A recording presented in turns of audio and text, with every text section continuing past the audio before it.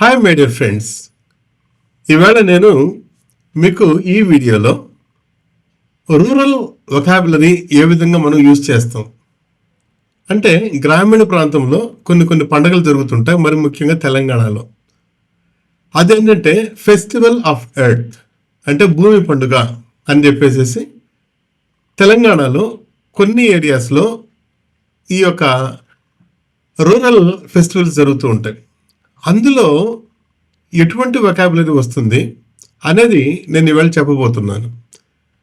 అయితే ఇది కేవలము వారికి కాకుండా వొకాబులరీ డెవలప్మెంట్ చేసుకునే వాళ్ళందరికీ ఈ యొక్క వీడియో ఉపయోగపడుతుందని చెప్పి నేను ఆశిస్తున్నాను. ఈ వీడియో చూడండి, చూసిన తర్వాత మీకు నచ్చినట్లయితే దయచేసి షేర్ చేయండి, లైక్ చేయండి, కామెంట్ చేయండి, మరి ముఖ్యంగా వీడియోకు సబ్స్క్రైబ్ చేయండి. దయచేసి నా ఛానల్కు సబ్స్క్రైబ్ చేయండి. నా ఛానల్ పేరు ఇంగ్లీష్ విత్ SDRP అని టైప్ చేస్తే, నా ఛానల్ పూర్తిగా టైప్ చేస్తే అప్పుడు వస్తుంది. దయచేసి దానికి సబ్స్క్రైబ్ చేయవలసిందిగా నేను కోరుచున్నాను. Please I request you to subscribe my channel. Okay, ఇక మనం టాపిక్లోకి వచ్చామంటే ఈ యొక్క రూరల్ వొకాబులరీ ఎలా ఉంటుందంటే అవుట్స్కట్స్. ఈ భూమి పండుగలో మనకు అవుట్స్కట్స్ అంటే ఏంటంటే పొలిమేర. కంట్రీ అవుట్స్కట్స్ ఏంటంటే గ్రామ పొలిమేరలు. Don't cross the country outskirts. Okay, అంటే ఏంది? పొలిమేరలు దాటద్దు. It is a festival season. It would be better not to cross the outskirts of our village. Next, peasant. The pronunciation is peasant. Peasant అంటే ఏంటంటే కౌలుదారుడు. Farmer అంటే రైతు. peasant అంటే కౌలుదారుడు. Okay, the peasant is working in the field of your landlord, like that.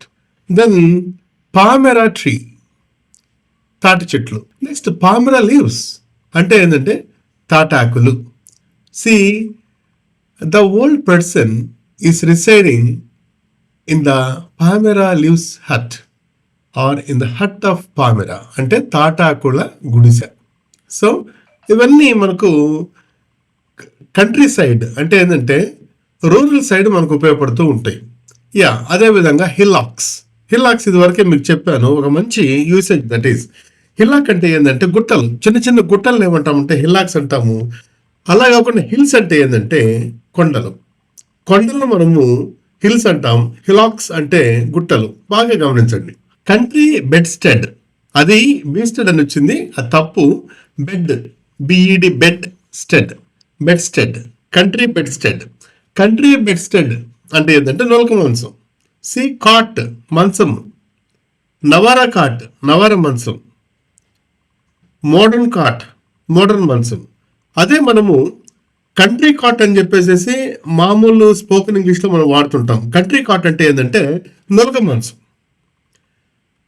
దాని perfect English usage ఏంటంటే country bedstead, that is called నొలక మంచం. So I would like to lie on the country bedstead అంటే నేను నొలక మంచం పైన పడుకోవాలని అనుకుంటున్నాను. I feel very inconvenient lying on the bedstead, country bedstead, like that.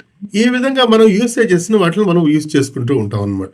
చూడండి, ఈ చిన్న ఒక స్లైడ్లో కేవలం ఒక 5 వర్డ్స్ మాత్రమే ఉన్నాయి. ఈ 5 వర్డ్స్ మనం కొంచెం గ్రిప్లో పెట్టుకున్నామంటే చాలా యూజ్ అవుతూ ఉంటుంది. Next we can go to another slide. Next word is ages of ancestors, తరతరాలుగా. This tradition we have been following since ages of ancestors. Ancestors అంటే ఏంటంటే పూర్వీకులు. Ages of ancestors అంటే ఏంటంటే తరతరాలుగా. నెక్స్ట్ ఇస్ ప్యూరిఫై, శుద్ధి చేయు. అది దేనికైనా వాడతాము, టెంపుల్లో కూడా వాడతాం. ప్యూరిఫైడ్ అంటే అతను నన్ను శుద్ధి చేస్తూ ఉన్నాడు. I would like to have some manna dough because I would like to purify myself. అంటే ఏంటంటే నేను కొంచెం ప్రసాదం తీసుకోవాలనుకుంటున్నాను. నన్ను నేను శుద్ధి చేసుకోవాలనుకుంటున్నాను, నా మనసును శుద్ధి చేసుకోవాలనుకుంటున్నాను. That is called purify. Purify అంటే ఏంటంటే డిఫరెంట్ యూసేజెస్ లో మనం యూజ్ చేసుకుంటాం. Yes, next porridge. పోరిడ్జ్ అంటే ఏంటంటే గట్కా పోరిడ్జ్. గట్కా మనం రాగుల యొక్క గట్కాలు తీసుకుంటాం, జొన్నల యొక్క గట్కాని తీసుకుంటాం. ఫర్ ఎగ్జాంపుల్ జొన్న గట్కా అంటే జవర్, actually that is Hindi word. జవర్ గట్కా, లైక్ దట్, జొన్న గట్కా. సో దాన్ని ఏమంటామంటే jowar porridge. Next is spicy ingredients అంటే ఏంటంటే మసాలాలు.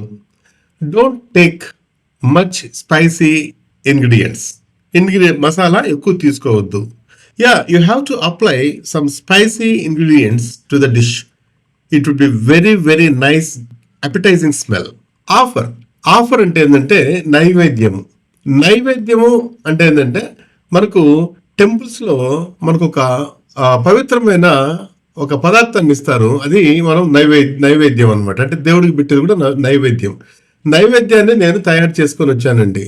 I prepared offer for adoring God. Next is country priest అంటే పూజారి, పురోహితుడు. గ్రామంలో ఒక పూజారి ఉంటాడు, ఆ పూజారిని మనం ఇంగ్లీష్లో ఏమంటామంటే కంట్రీ ప్రీస్ట్.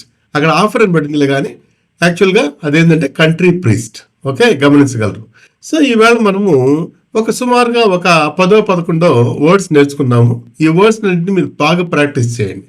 టెంపుల్కి వెళ్ళినప్పుడు I have met one country priest, he has given very good words, I would like to follow them. ఈ విధంగా మనకు మనమే ప్రాక్టీస్ చేసుకోవాలి, వొకాబులరీ డెవలప్ చేసుకోవాలి. Then we have to apply the learn vocabulary in our spoken English. Then only we can get very good and fluent spoken English. Vocabulary is very important. Vocabulary అనే దాన్ని ఎప్పటికప్పుడు మీరు develop చేసుకుంటూ ఉండండి. Vocabulary ఏ ఒక్కరి సొత్తు కాదు. నీ వొకాబులరీ నీ విధంగా ఉంటుంది, నా వొకాబులరీ నా విధంగా ఉంటుంది. ఓకే, కాబట్టి ఒకరు షేర్ చేసుకొని వొకాబులరీ డెవలప్ చేసుకుంటే ఒక మంచి ఇంగ్లీష్ని మనం మాట్లాడగలం. అది నా ఆశ.